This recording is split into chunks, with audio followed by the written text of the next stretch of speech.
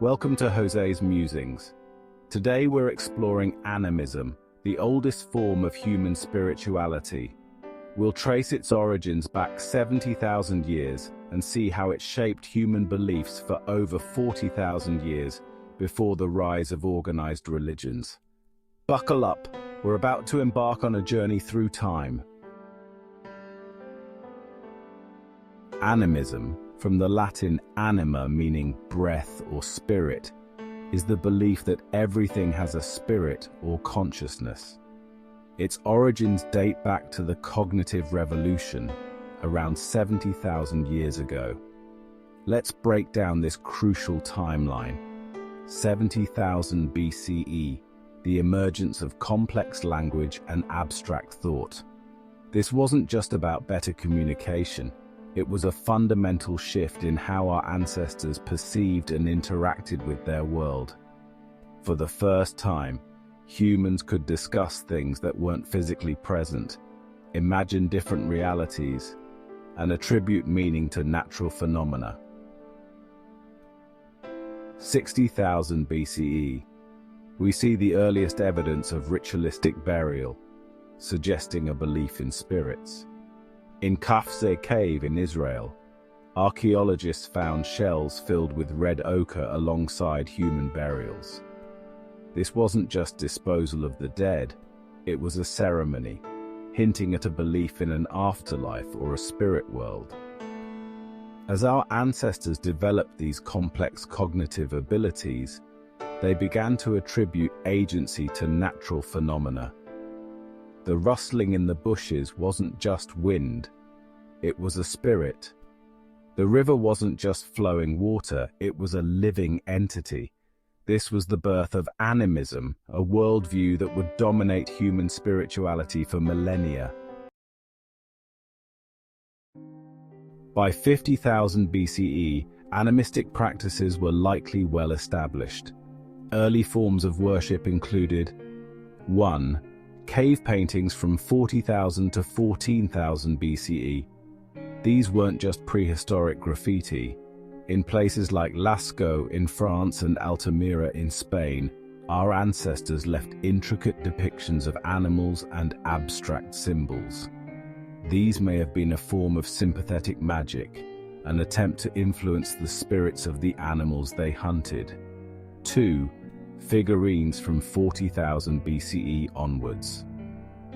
The Lion Man of Hohenstein-Stadel, found in Germany and dated to about 40,000 years ago, is a prime example. This figurine, combining human and animal features, suggests a belief in therianthropic beings, entities that could shift between human and animal form. 3. Burial rituals. Across the globe, from Sungir in Russia to Lake Mungo in Australia, we find evidence of complex burial practices. Bodies interred with objects like tools, jewelry, and even musical instruments suggest a belief that the dead needed these items in the afterlife. These practices weren't uniform, but varied by region and over time. The common thread was the belief in a spirit-filled world, where every aspect of nature had consciousness and agency.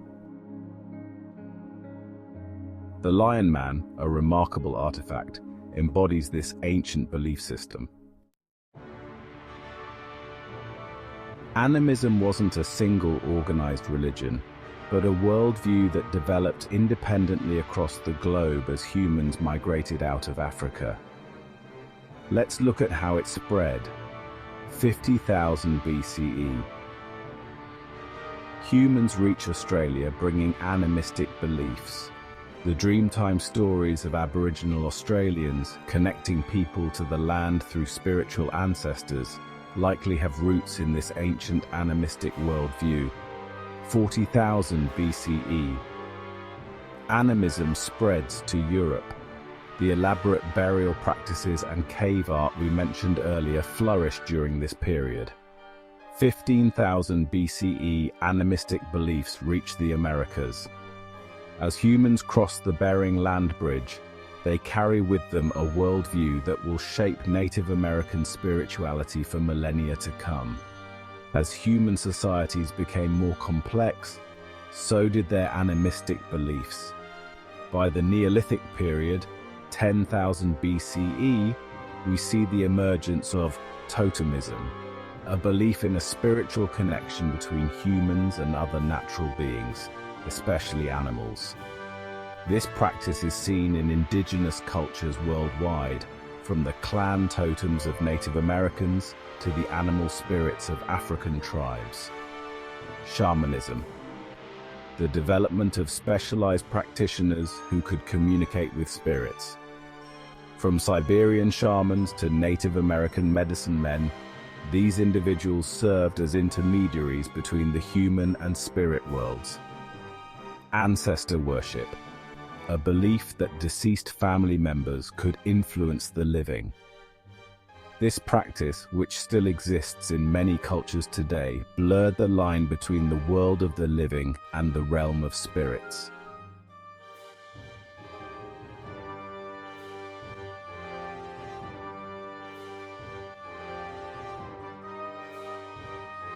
The spread of animism across the globe is a testament to the shared human experience and the universal quest for understanding the world beyond the physical. While most of the world has moved on to other belief systems, some isolated groups still practice forms of animism. One example is the Mashco Piro in the Peruvian Amazon. In June 2024, members of this reclusive tribe were seen on the banks of the Las Piedras River. Their worldview likely resembles that of our ancestors thousands of years ago, seeing spirits in the trees, rivers, and animals of their forest home. For the Mashco Piro, the spirits aren't a matter of ancient history or abstract belief. They're a living daily reality. Animism dominated human spirituality for over 40,000 years. From at least 50,000 BCE until the rise of organized religions around 6,000 BCE.